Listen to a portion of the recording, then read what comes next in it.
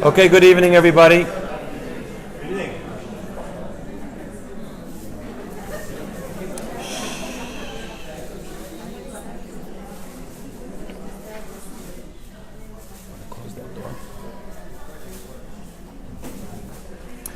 Good evening, ladies, gentlemen. It is very, very special to see you all here tonight. We're welcoming those of you who are coming here in person. Some of you have told me that it's your first time here tonight at the Lighthouse Project here at Bet David Hanan Lake Shul. So we're very, very happy to welcome you here for the first time. And for many of you, it's not your first time. You come often, and we're glad that you do because we have a lot of good learning and great community here. So we're glad that you're here. We're also welcoming everybody that's signing in from all of the different devices in front of me here online at the Lighthouse Project account and the Rabbi Friedman account. So welcome. Whenever we come together and we study Torah and we bring the masses, there's a powerful energy which can be a great zechut for anybody and everybody who needs blessings. So we are using this opportunity to extend blessings to all who need, of healing, of salvation, of parnasah, of family, peace, and any kind of blessing that you need. But I want to mention a couple names in particular that we're thinking about tonight for great rachamim rabim, great compassion and mercy from Hashem for refuah shleima u'krova, for a speedy and complete recovery. When I mention their names, please make an amen, so it's a greater energy for the blessings for them. We're having in mind Devara Fega Bat Rezel, Chaya Bat Chana, Menachem Mendel Ben Sarah Basha, and Lilui Nishmat in the memory of and for the elevation of the soul of Chana Rezel Bat Tivya. And all of Klal Yisrael included in that.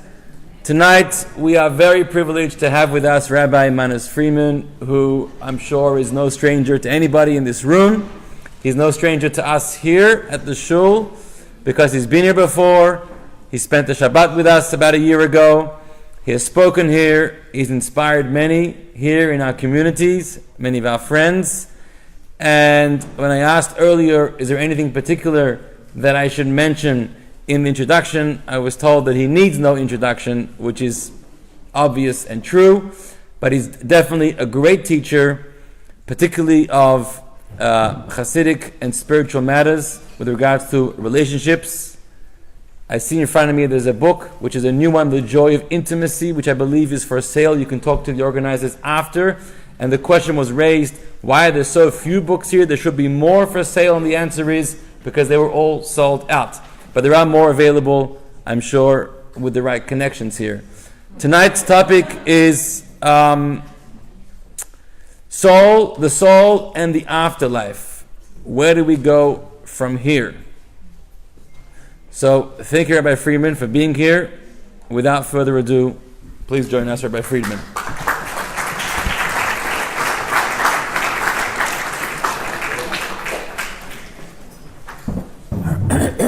Do the sitting down.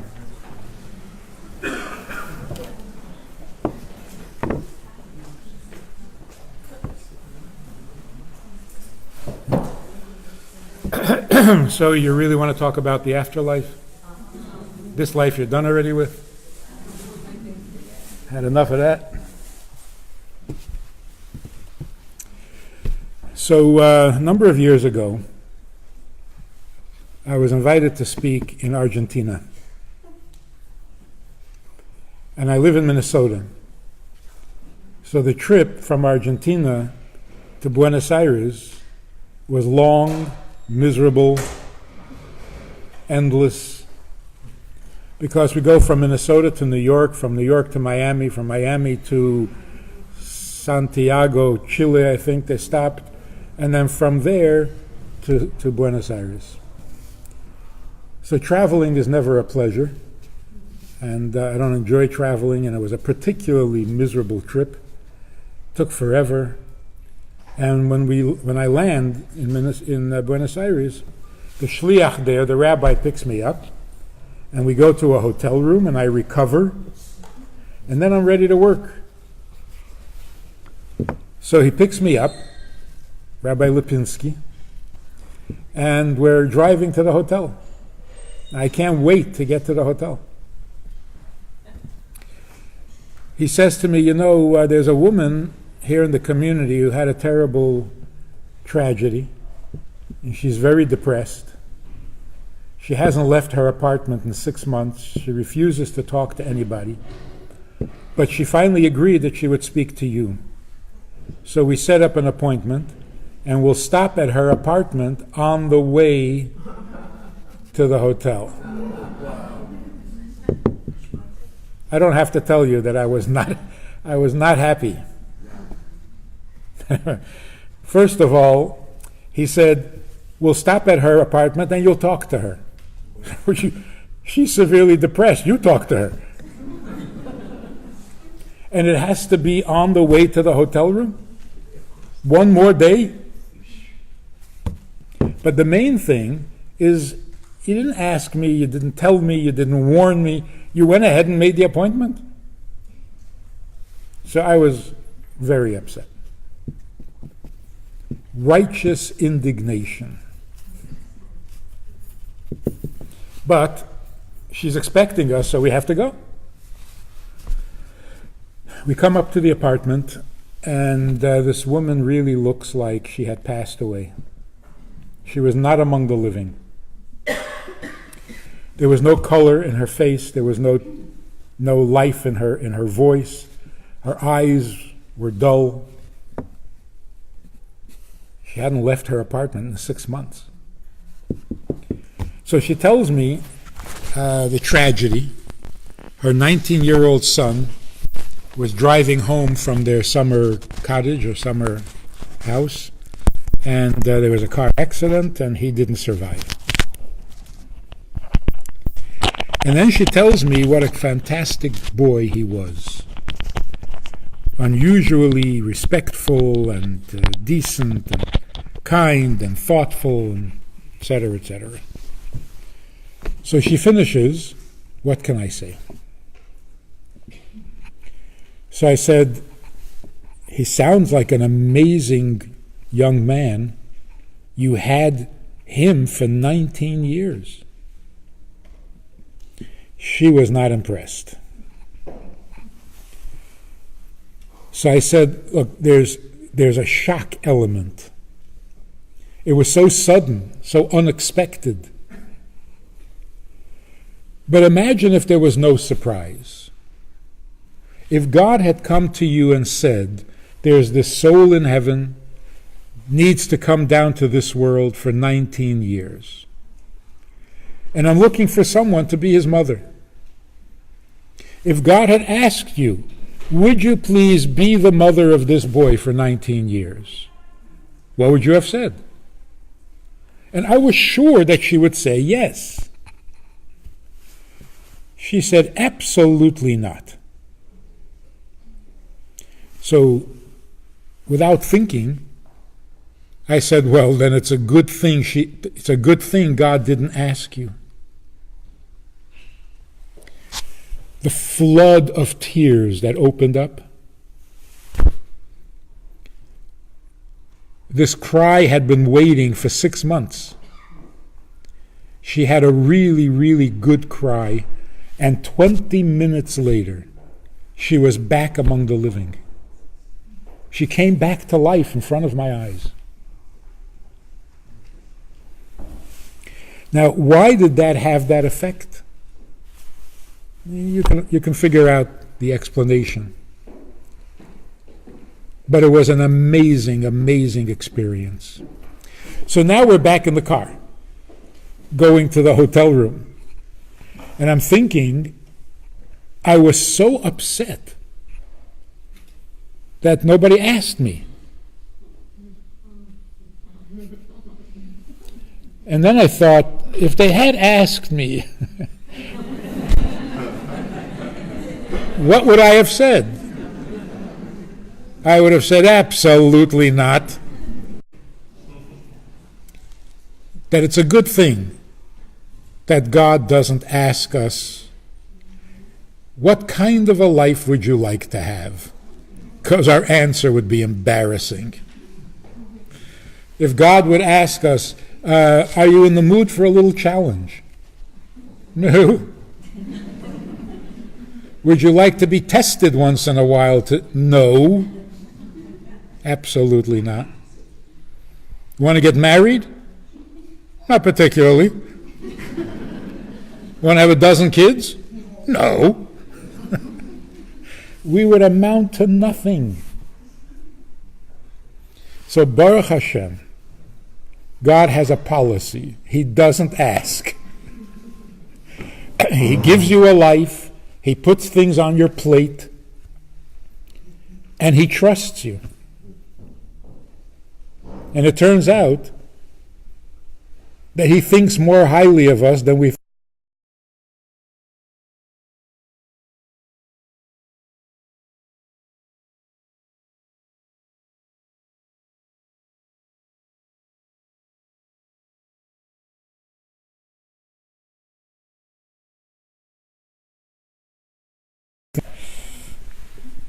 And it's amazing what we do accomplish. We even take it for granted. Sure, you get married, spend your life with a person, have a bunch of kids, cry with them, laugh with them, suffer with them. And we think it's perfectly normal. And we're just average people. There are no average people. The life we live and the things that we do are superhuman, starting with marriage. It's superhuman. But the path was paved very well by our ancestors, by our parents. And so we follow the path as if it were easy, as if it were common. But it really is.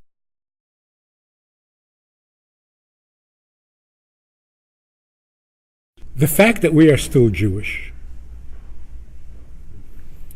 the fact that we're sitting here tonight as if there's nothing better to do in the world,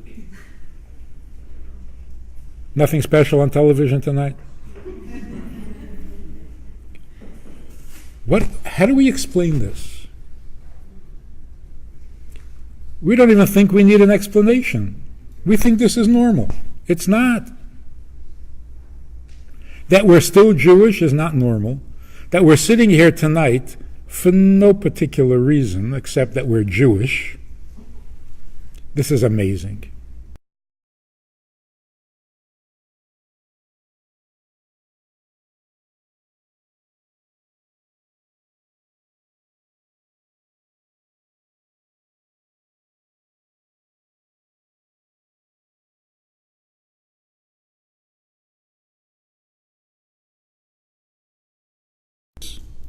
Who started a family, was a hero. Elie Wiesel was determined not to get married and not to have children because he would not bring children into such a world. That's normal. But the Rebbe convinced him that it's wrong. So he did marry and he did have children. But the average Jew started a family. That's heroic. That's bigger than life. Brought children into the world, heroic.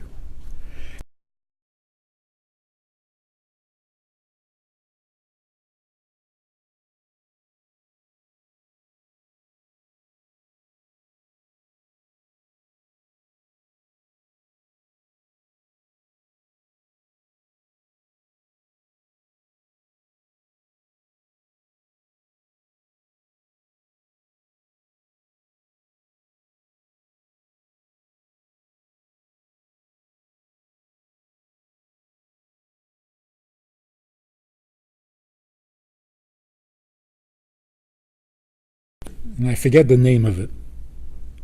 It was made in Montreal about two friends who went through the Holocaust and then met after the war. They went through the camps. One of them had become completely non-observant, and the other one was even more observant than he was before. So they're having this debate, this conversation, on a park bench. One of the incidents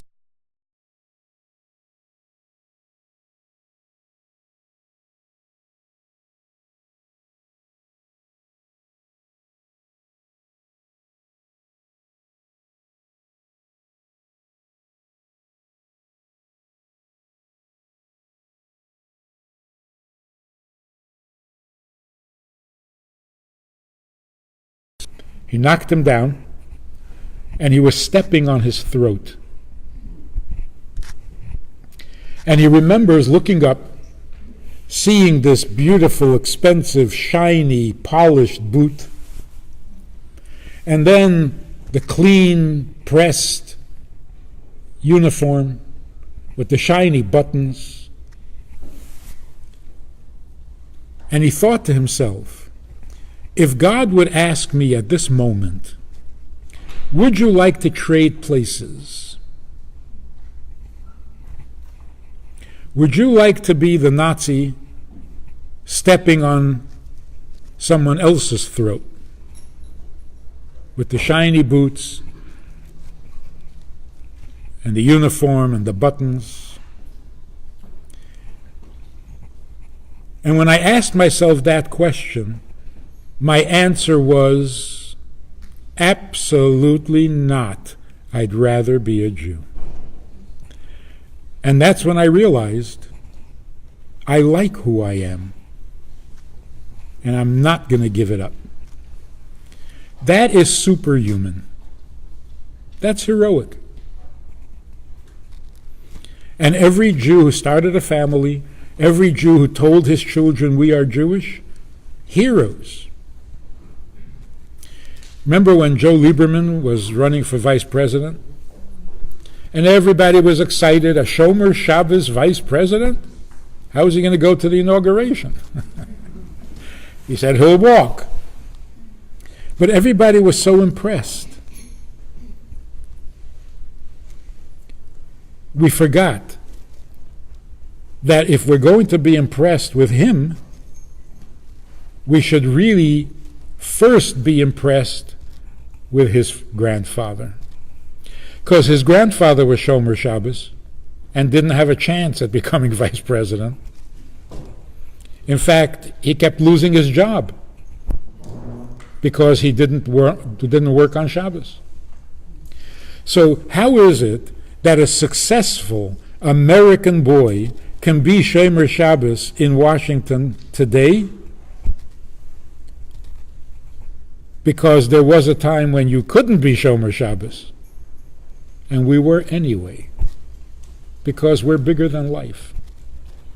We are the biggest miracle in the world. And of course, I'm saying this with all due humility.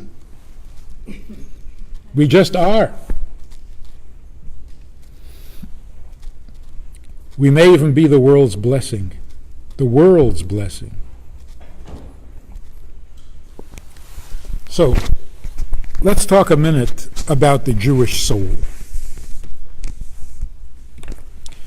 What is it that makes us Jewish? Of course, we know that if you're born to a Jewish mother, you're Jewish. But it's not the mother that makes you Jewish. It's not even the father. It's your neshama. If you have a Jewish soul, then you're Jewish. It just so happens that the Jewish soul comes to the baby through the mother. This doesn't mean that the father doesn't count. I've got to clarify that. Where matriarchal doesn't mean fathers are out. What it means is this. A Jewish man having a child with a Jewish woman, the child is going to be Jewish. Because a Jewish man can't give birth to anything other than what he is, so he gives birth to a Jew. A Jewish woman reproduces.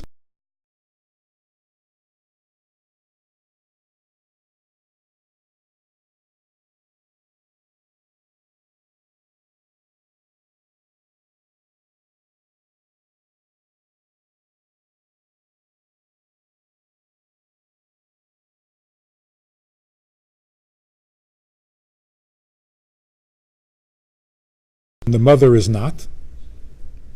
The father will create a Jewish child, but over the 9 months in the womb, the mother will change that child into a non-Jew, because the mother's influence is stronger than the father's. That's called matriarchal. So it's not that fathers don't count. Don't dismiss us yet. The father creates a Jewish child, but that Jewish child becomes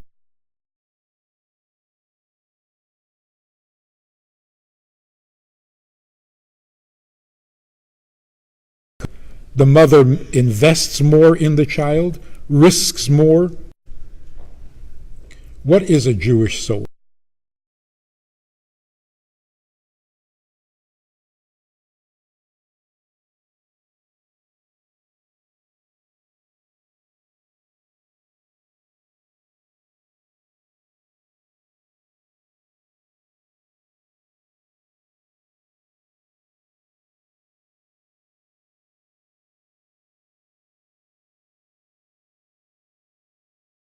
If you say positive words, you affect the world, because the world responds to words.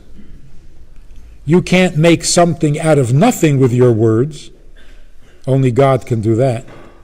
But your words will affect a universe that was created with words. So if you say positive words, positive things will happen. If you say negative things, positive things won't happen. In fact, I have to mention this. My mother was particularly sensitive. She lived to be 101.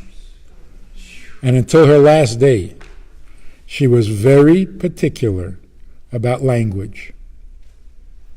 When we would say as children, "Ma, I'm so cold," she would say, "God forbid. The room is cold." A living being is never cold. Talk positive. Don't say negative things. And of course, today we have this carelessness. "My shoes are killing me." We would never say that. My mother would. It's to die for. No, it's not.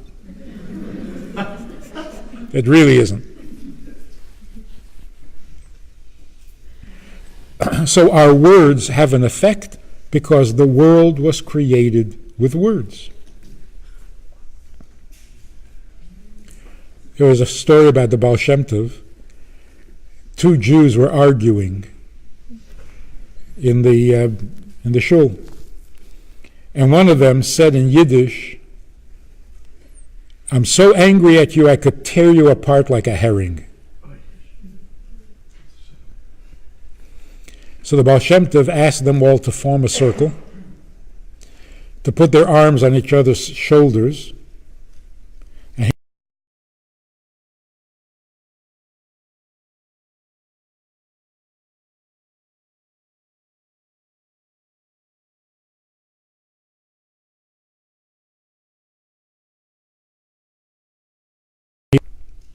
and they were horrified.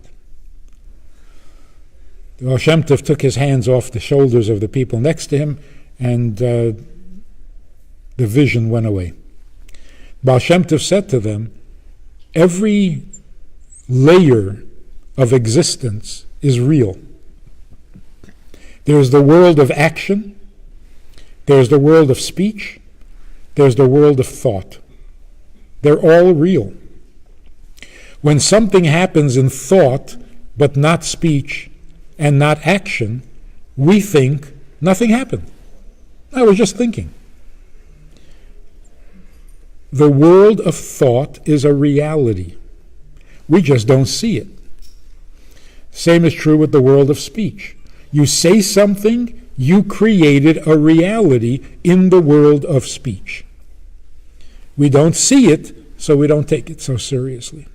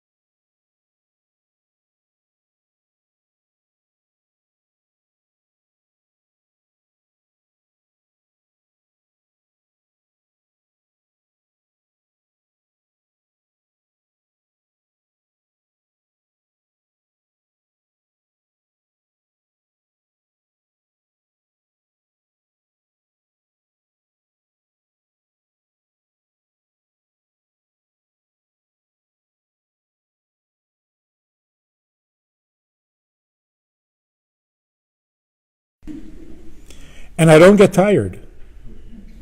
But I blow up a balloon, I'm exhausted. Why is that? It's not because I'm using more breath.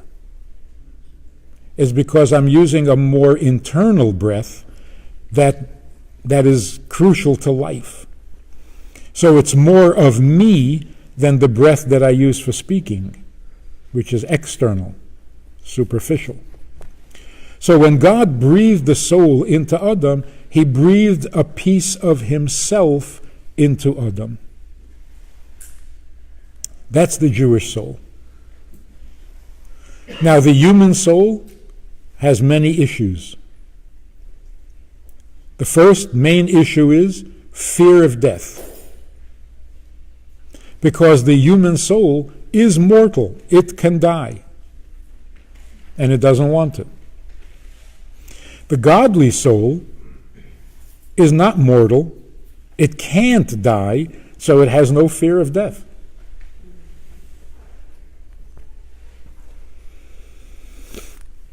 So if your child gets into a bad mood, or when you get into a bad mood, and the child says, I didn't ask to be born,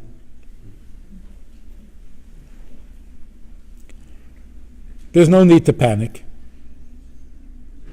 because it's true. So if your child says, I don't want to clean up my room, I didn't even ask to be born, don't rush him off to the psychiatrist.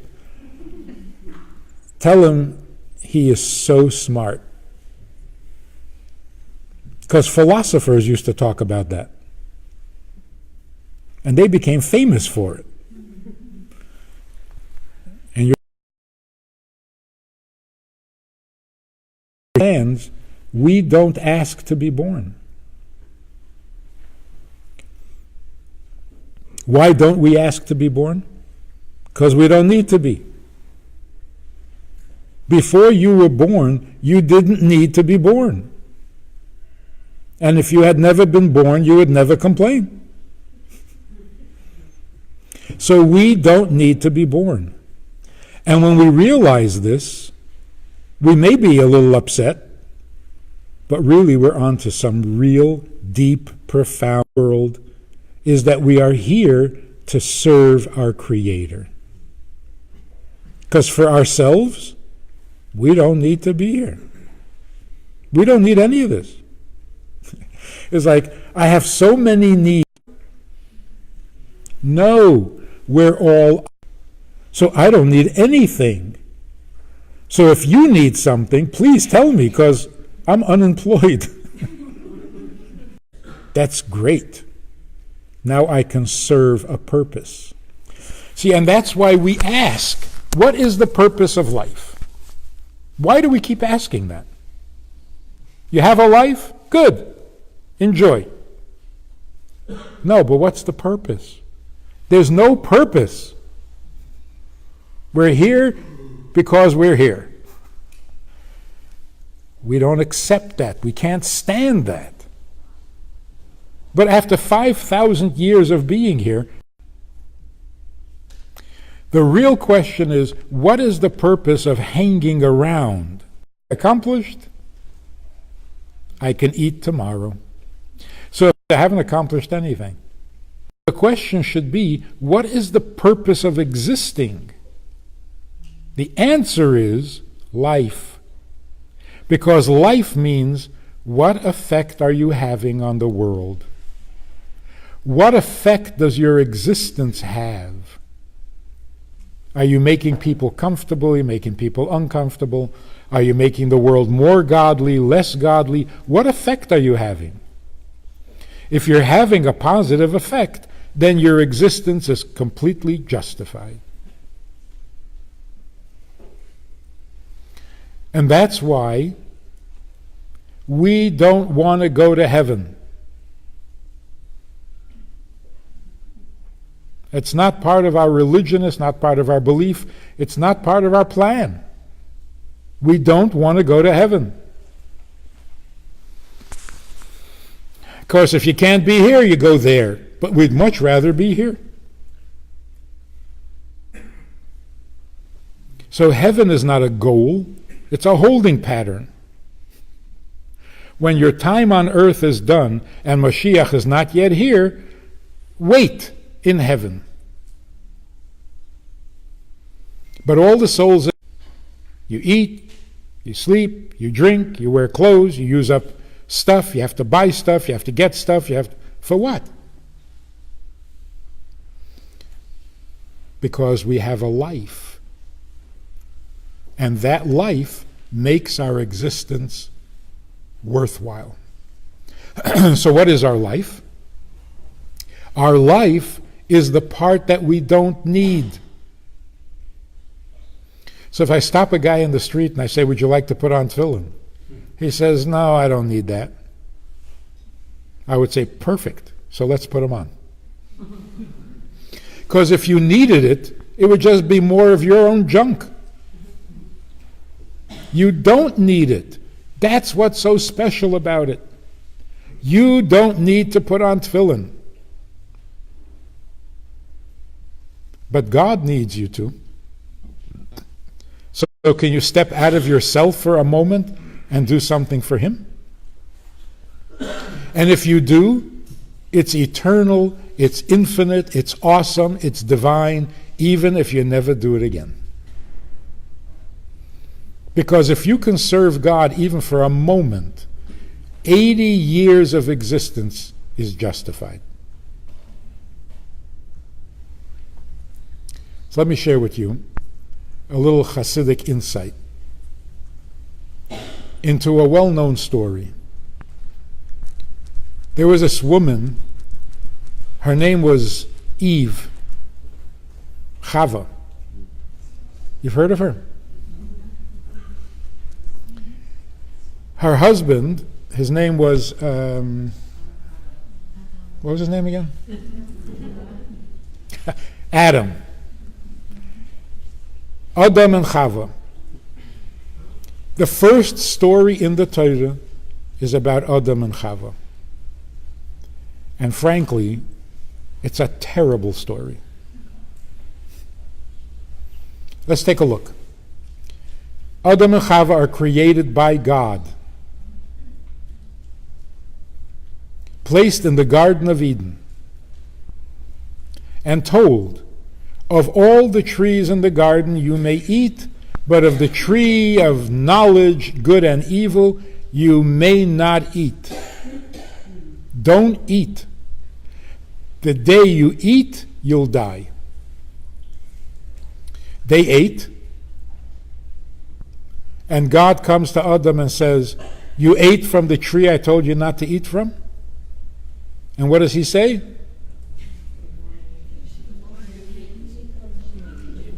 She made me crazy. So God asks Chava, what happened here? She says, the snake. God doesn't ask the snake, what did you do? Because the snake would simply say, hey, I'm a snake.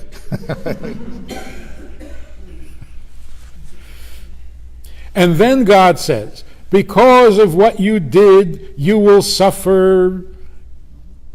So God speaks to Adam. Adam is 8 hours old.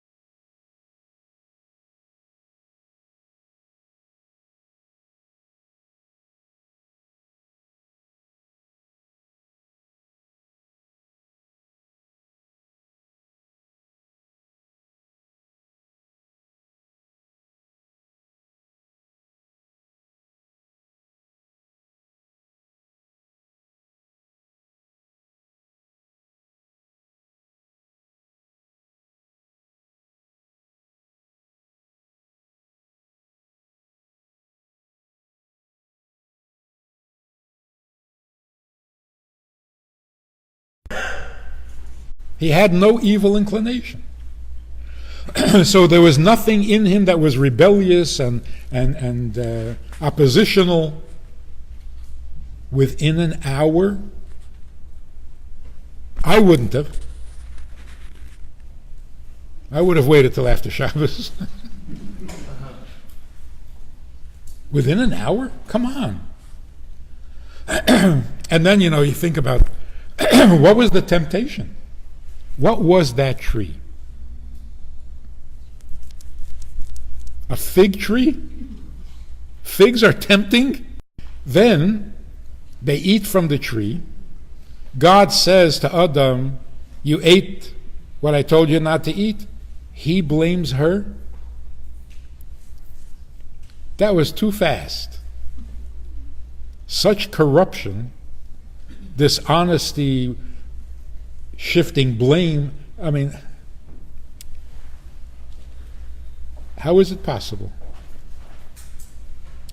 Question number 4. The day you eat from it, you'll die. They don't eat from that tree. The day you eat from it, you'll die. Is that not confusing? The day you eat from it? Someday you're going to eat from it. Well, which day is that? So psychologically, even in child raising, you don't say to a child, don't ever run in the street. Because if you do, don't say that. There is no if you do. You don't. God didn't say if you do. He said the day you do. That's very confusing. Then God says, because you did this, you're going to suffer. That's not kosher altogether. The warning was, if you eat from the tree, you'll die. You can't add more punishment after the fact. So now God is saying, oh, not only are you going to die, but until you die, like that bumper sticker, life stinks, then you die. But that was not part of the deal. So you're not allowed to do that. You're not allowed to add more consequences after the fact. But here's the main question. The main question is, what's the point of this story?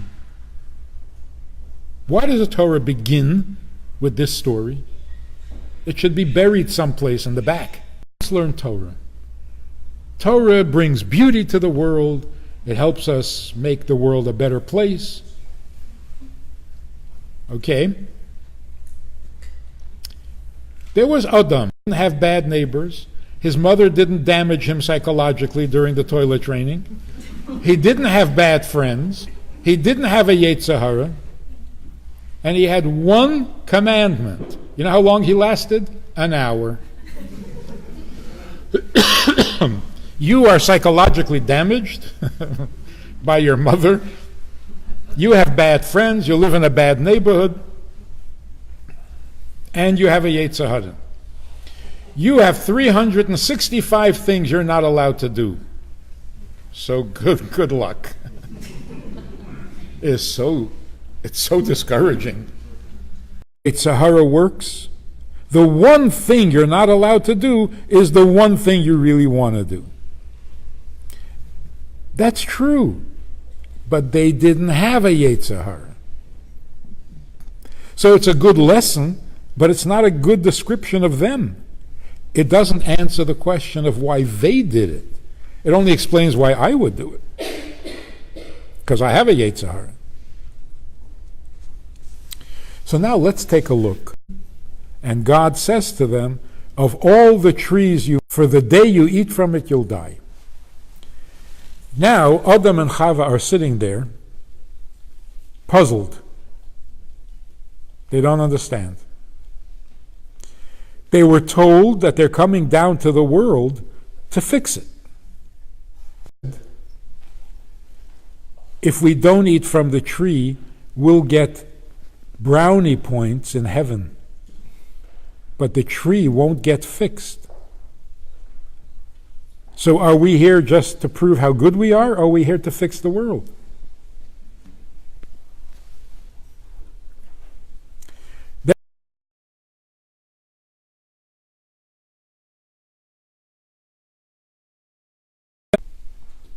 Which day is it that we do eat from the tree? This is confusing. Chava said, you have the option. Either don't eat from the tree and live forever, or eat from the tree and die. It's a choice. So Adam said, well, that's no brainer. Let's not eat from it. Chava said, oh. And that's when Chava said, what am I not listening? Chava said, we are not in the lowest world. The plan is to go down to the lowest world and fix it. And Chava said, that's not how it works. God takes you till the final step, till the threshold, but he wants us to volunteer the final step. He wants us to eat from it and go down into the world where people die. Adam was convinced. So they ate. Now God comes to Adam and says, you ate from the tree I told you not to eat from. How did you know? We assume if God is speaking to Adam, he's probably angry. He's always angry. But he's not. God said to Adam, how did you know that that's what I wanted you to do?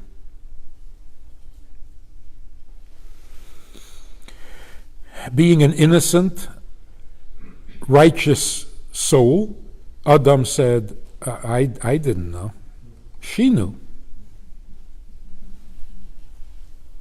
So God says to Chava, how did you know? Chava says, I heard what the snake said about that world out there, And it sounded right. So God says, great, perfect. I knew it wasn't good for man to be alone. Because if it were up to Adam, he would not have eaten. Living forever.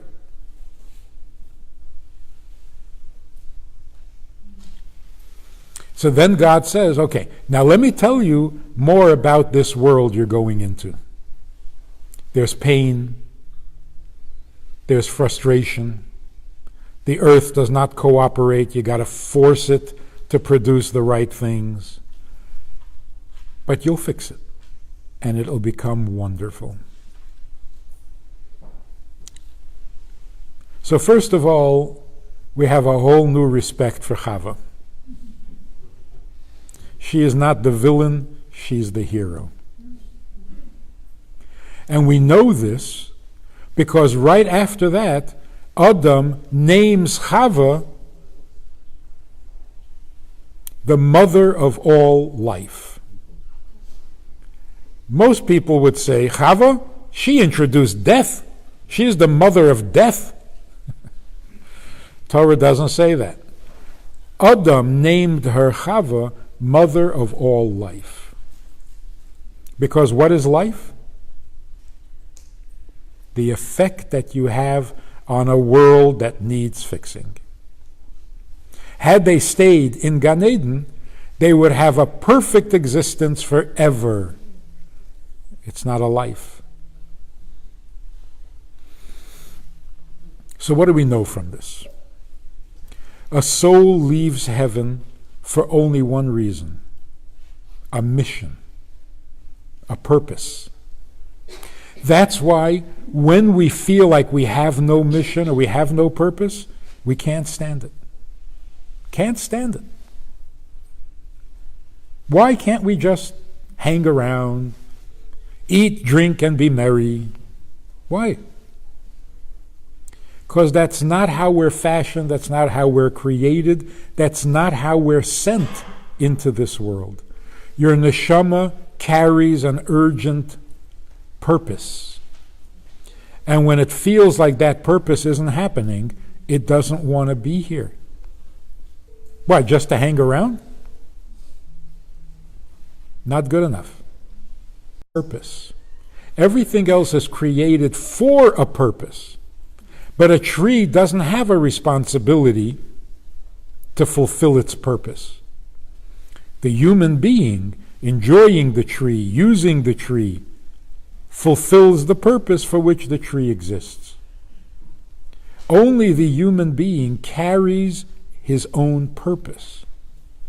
And that's why if I feel like I'm not accomplishing, I'm not offering anything, I'm not affecting anything, I can't stand it. That goes against the grain of a godly soul. It actually bothers a human soul too. But we suffer more. Because we are only here for the purpose. So when God comes to Mount Sinai and says, so here's what I need from you, we were so thrilled. You need this from us. Okay, now we have a life. If I could serve you, that explains my presence on earth. It explains why I'm created. It even explains why the world is so ugly. Because it's the lowest world. Don't be surprised if there's ugliness. It's the lowest of all possible worlds. We knew that when we came into the world, which is why we didn't want to come. But we accepted the mission because we were confident that we could fix this ugly world. From time to time, things happen that discourage us. After the destruction of the first temple, we were very discouraged. Hamikdash, and the world is still not good? We were very discouraged. For a generation or two, we couldn't. But after 2 generations, we said, you know what? We can do this. Let's fix the world. We built a second Beis HaMikdash. And when that was destroyed, we were wiped out. We can't anymore. This world is not fixable. So for a generation, we were paralyzed. After a generation, we got back to work. And in all of our history, where our existence was so bad, we remained alive. You don't have what to eat, so teach more, not less. You don't have what to wear, so do more mitzvahs. Help somebody else. That's the secret. Life is our mission. Existence is just a necessary condition that enables us to fulfill our mission. So even when existence is bad, life is good. So what happens when a person passes away? A 19-year-old boy, fantastic human being, passes away. What that means is his mission and his purpose ended, and to hang around after your mission is done is torture. It's cruel and unusual punishment. So he was taken back to heaven, because to hang around here for no reason is torturous. How is it that he fulfilled his mission in 19 years, and some people need 100 years? Don't know. When the soul comes into the body, it comes in gradually. Like Adam and Chava were told. How long before they were created? Don't know. But before a child is conceived, it is told that it's going to be born. Because you got to get yourself mentally ready. So it actually takes a year for a child to be born. Not just 9 months. That's why in the Torah, where a woman is given a blessing of having a child, it's always this time next year. Why does it take a year? Why not in 9 months? Because the soul needs time to adjust to the idea. So 40 days before conception, there's a certain stage in which your plan for life is set. You're going to be strong, you're going to be weak, you're going to be rich, you're going to be poor, you're going to be smart, you're going to be... In other words, you're becoming real. You haven't even been conceived yet. So it takes a year. Then at conception, an amazing thing happens. David HaMelech says, "My mother and father abandoned me, and God gathered me in." When did his parents abandon him, and why is he bad-mouthing his parents in public?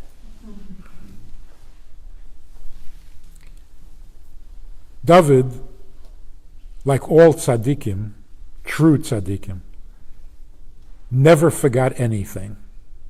He remembered being a soul, he remembered being conceived. And he describes it. What does conception look like, feel like? What is it? You remember? No, you don't remember. The Gemara describes it graphically. Conception happens about an hour after intimacy.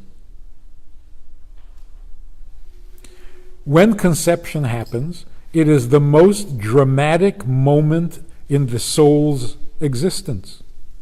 Made contact with earth. The eagle has landed. It is the most traumatic, the most scary, the most dramatic moment. And this tiny little being, just conceived, looks around. Who's in charge? Who's taking care of me? He looks at his father. He's sleeping. Looks at his mother. She's sleeping. When I needed you the most, you fell asleep on me? So scary. But when my mother and father abandoned me, God gathered me in. So the first experience that the soul has of God on earth is the moment of conception.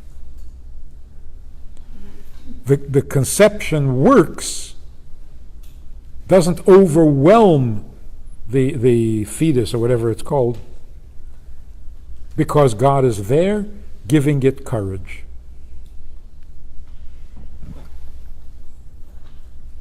After 30 days of conception is a whole nother layer of embodiment.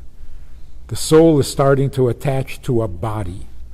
There's barely a body, but there's something. At 3 months is another stage. 5 months is another stage.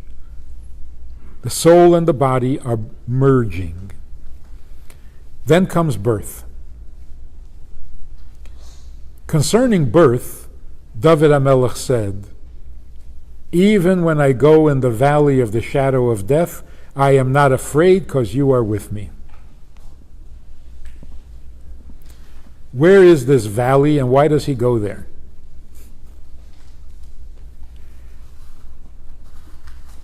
He's not talking only about himself. He's talking about everybody. The valley is the birth canal. When the fetus leaves the womb but is not yet breathing on his own, that's a valley. It's a dip between two mountains. They have a perfect life in the womb, heavenly, and then they have a life outside the womb. But in between, there's a valley. And it's a dangerous moment. In the process of being born, which is again a traumatic experience, so frightening that it erases our memory of the 9 wonderful months in the womb, where you learn the entire Torah. I was talking to a guy who was very knowledgeable in Torah, a scholar, very observant, but Hasidus, he didn't appreciate it. He tried to learn a little bit of Tanya, a little Hasidus, and it didn't take him. It didn't work for him. And he said, "I know why. I was born premature." We were learning the Torah, and when it came to the Hasidus part,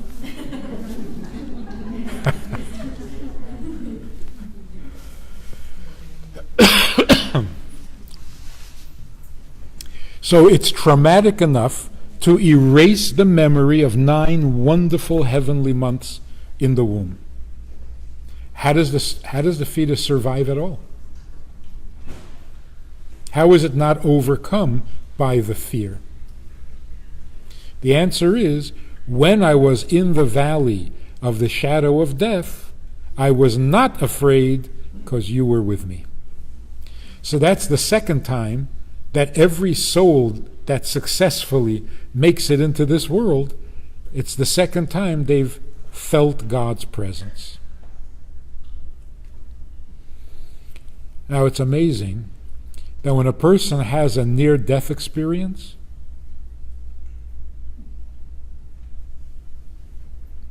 they suddenly become believers.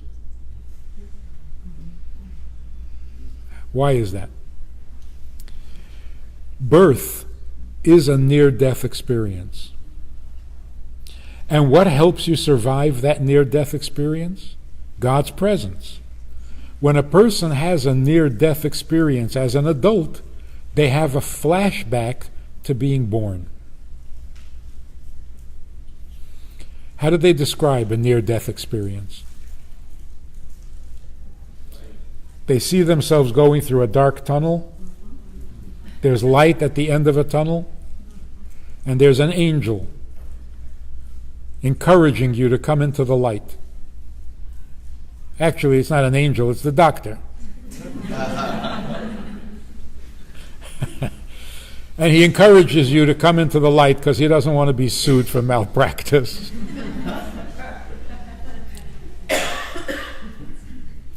So, when you go through a trauma like that, it reminds you, you have a flashback to the earlier trauma, but also to the experience that enabled you to survive that trauma. So it's not that you start to believe in God after a near-death experience. No. You are reminded. It's not a new belief. Now, after 30 days of birth, the soul and the body merge more completely. At 12 years old, for a girl, the godly soul settles in, and at 13, for a boy, the godly soul settles into the body fully. Now, on the other end, when the soul is leaving the body, it all works in reverse, like playing a movie backwards. The first thing is the soul is told, your time is up. Sometimes a week, sometimes a month, but almost every person who passes away knows that he's going to pass away. People start summarizing their life, reviewing their childhood. They're like taking care of loose ends. They know. Some are really conscious and they can tell you exactly when it's going to happen. Some, it's kind of vague, but they know.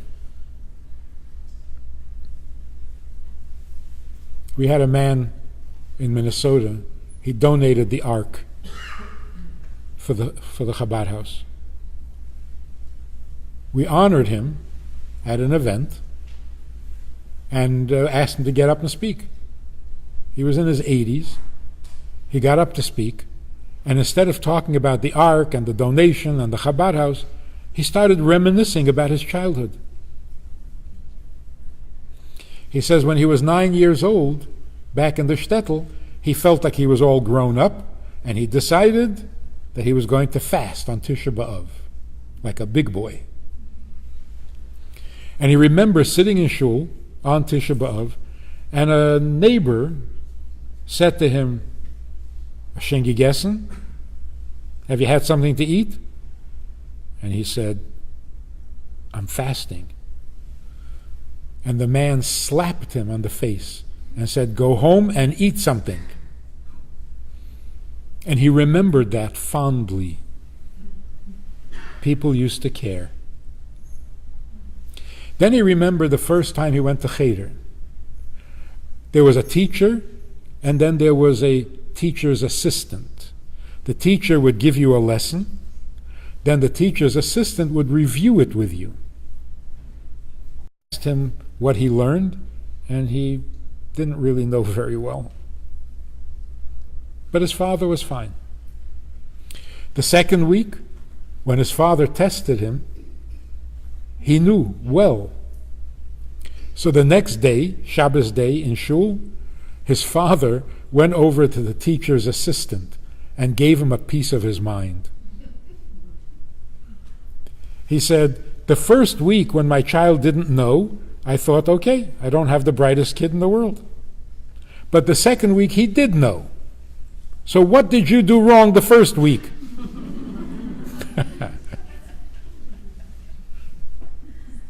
He had a few more memories, but anyway, we were like kind of surprised. We thought maybe, he's getting a little senile.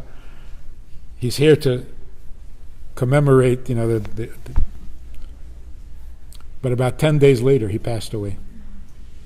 So he knew. He said, you guys enjoy the ark. I got something else on my mind. So, the first thing that happens, just like the soul is told that it's going to be born, get used to the idea, the soul is also told that it's going to pass away, get adjusted to the idea.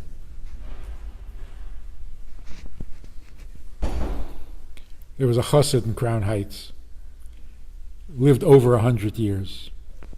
He was an amazing human being and very funny, humorous. When he was over 100 years old, he woke up one morning and he said to his family, I just had a dream. I was told that I am needed in the other world to be a teacher, a mashpia. So I said, there's a shortage of teachers. Where are all the famous teachers? There's no one in paradise and Gan Eden? There's no one in Gan Eden to teach? And they said, who's talking about Gan Eden? We need you in Gehenna. There's a shortage of teachers there. And he cracked himself up laughing. So, the second stage is what's called in the process of dying. Today we're not so sure what that is. Experts can tell. But in the olden days, everybody knew that there was this stage called Geises, where he's not living, he's in the process of dying, and you shouldn't interfere. Then there's the moment of death. Then there's the first 3 days after death. Then there's the 7 days, the Shiva. Then there's the 30 days, Shleishim. And then there's the first 12 months, when we say Kaddish. Those are all stages of separation, withdrawal. The soul leaves the body in stages.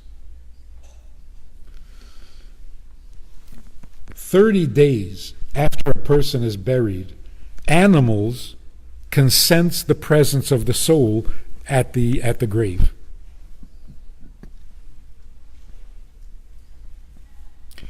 When we sit Shiva, God forbid, it's not that we are being sad.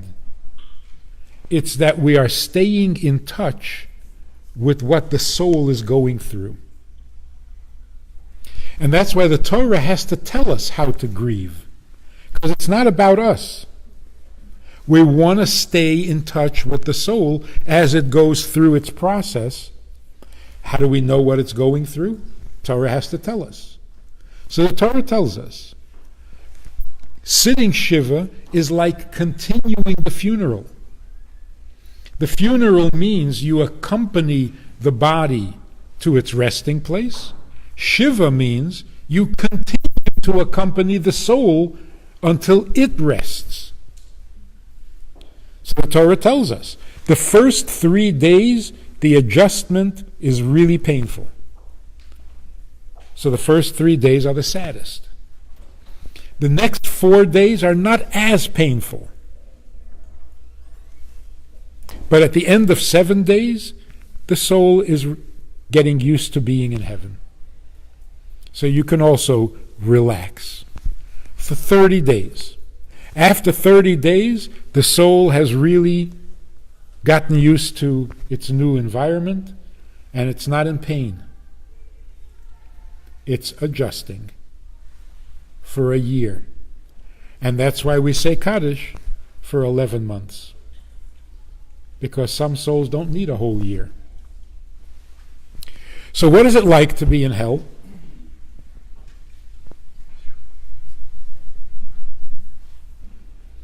There is really a serious, proper definition or description of hell. When you come home, to your home, and you don't feel comfortable. That's hell. When you come to the place where you belong, and you don't feel like you belong, that is horrible. The burning in hell is not a fire with little demons with pitchforks. The burning in hell is the embarrassment that a soul feels when it doesn't know how to be a soul anymore. Some souls go back to the world of souls as if they never left. Completely comfortable being a soul. That's heaven. But when you're uncomfortable being a soul, because your soul is so used to being in a body, not being comfortable as a soul among souls, that's hell. How long does it take to readjust? Maximum 12 months. After 12 months, you're in heaven. Maximum. For some people, it's 10 minutes. The Gemara says even the big tzaddikim have to go past Gehenna or have a sniff because they were in a body, they're kind of used to being in a body, and the adjustment, even though it's only a moment, but there is some readjusting.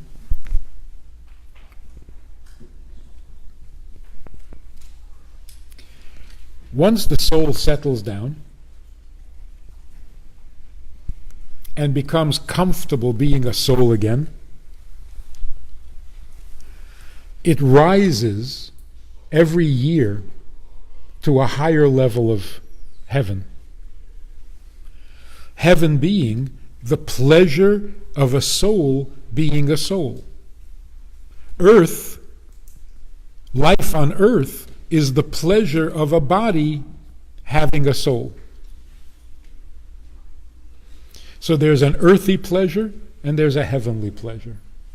So where does the soul go? There isn't a place up there.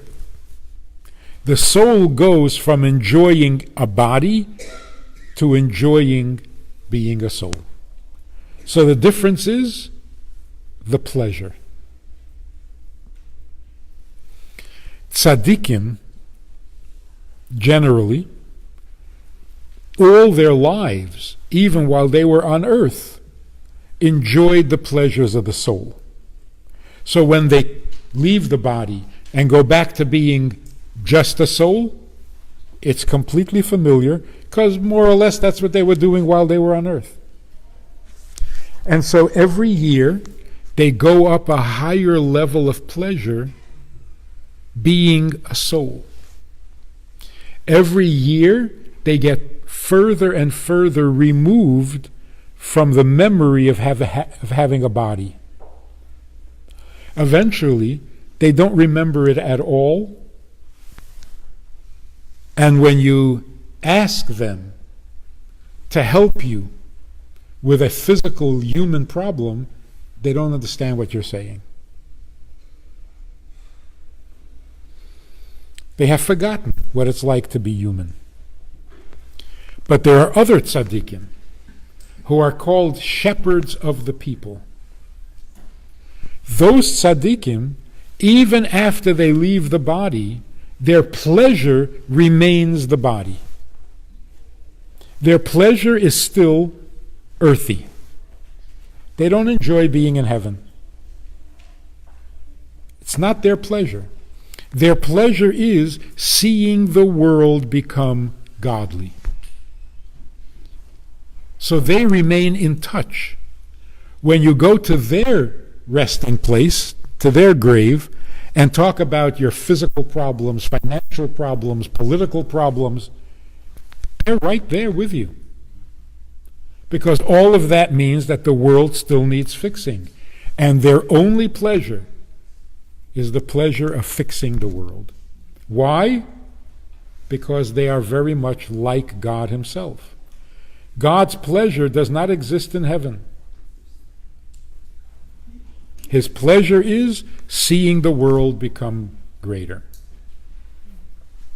That's why the Torah begins. In the beginning, God created heaven and earth. And that's the last time heaven is mentioned. The rest of the Torah is about earth. Because God's pleasure comes from earth. And that's why the Alter Rebbe, at the height of his pleasure in davening, would say, I don't want heaven, I don't want Gan Eden, I just want you. Because when you reach that high level of pleasure, and you're in Gan Eden, and you realize that's not where God is. God's pleasure is not in Gan Eden. God's pleasure is on earth. So the Alter Rebbe said, if God isn't in heaven, why would I want to be there? God is on earth, I'd rather be on earth. So all the souls that are sitting in heaven and have gone up layer after layer, level after level, for thousands of years, like Moshe and Miriam, Adam and Chava, 5,000 years. Every year they went up another level. And they are waiting for Mashiach to come so that they can come back to earth, back into their bodies. That's the whole story of life. That's the whole sweep of history. After the Holocaust, we were knocked out. We're here to fix the world, but this world is no longer fixable. Elie Wiesel was not going to have children. It's over. Finished. We're not fixing this world. It's terrible. It's too terrible to even be in. But 3 generations later, we're back. Yeah, let's fix this world. It's amazing. How did Chava know that we could do this? Where did she get the confidence? Amazing. One final thought. What were they actually arguing about? About themselves, they couldn't care less. They were perfect, they were innocent, they were godly. Whether they're in Gan Eden or outside Gan Eden wouldn't make any difference to them at all. Whether they lived or died made no difference to them. So what were they worried about? They were worried about the children. So here's the question.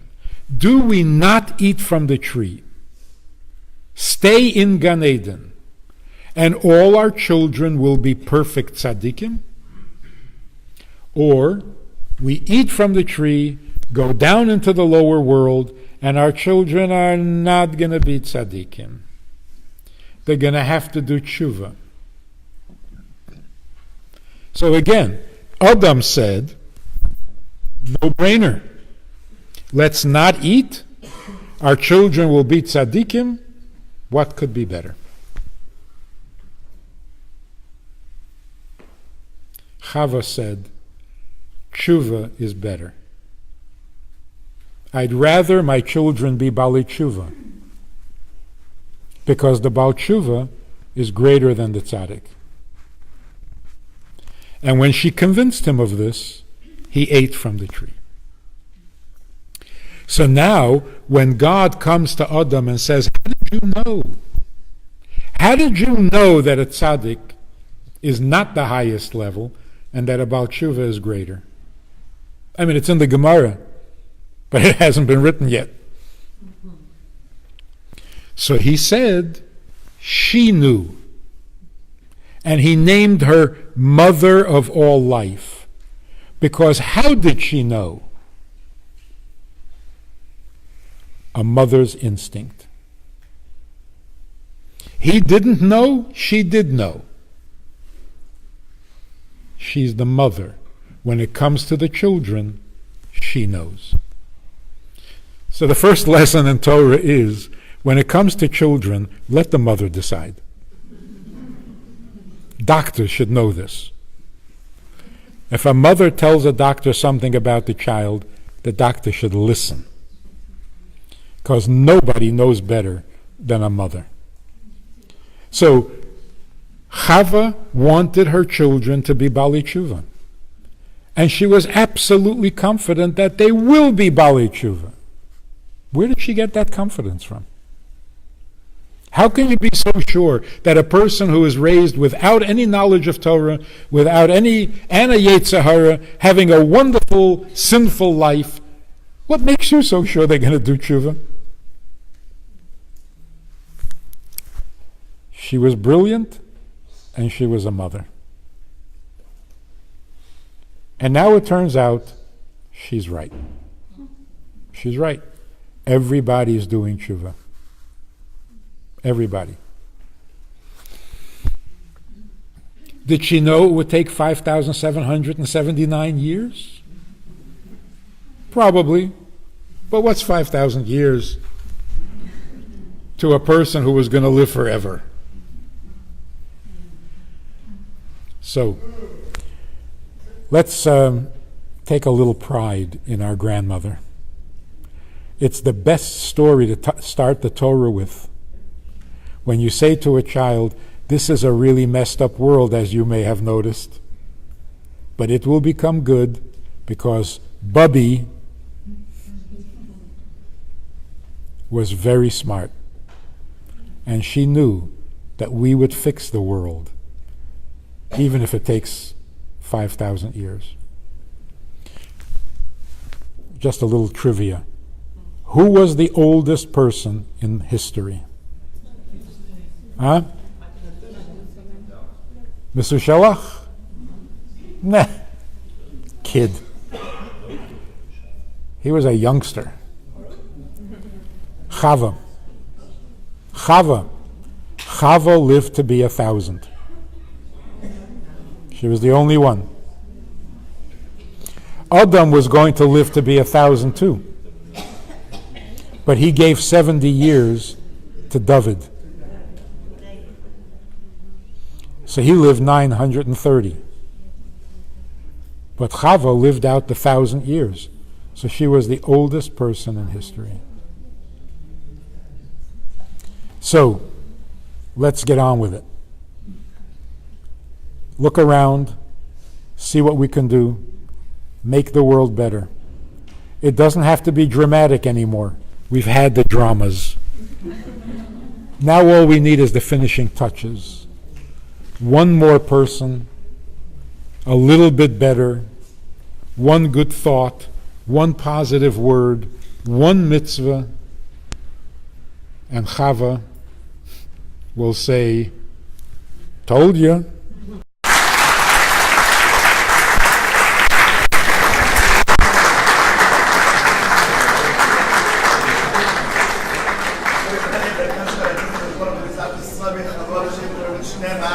We have a Kaddish.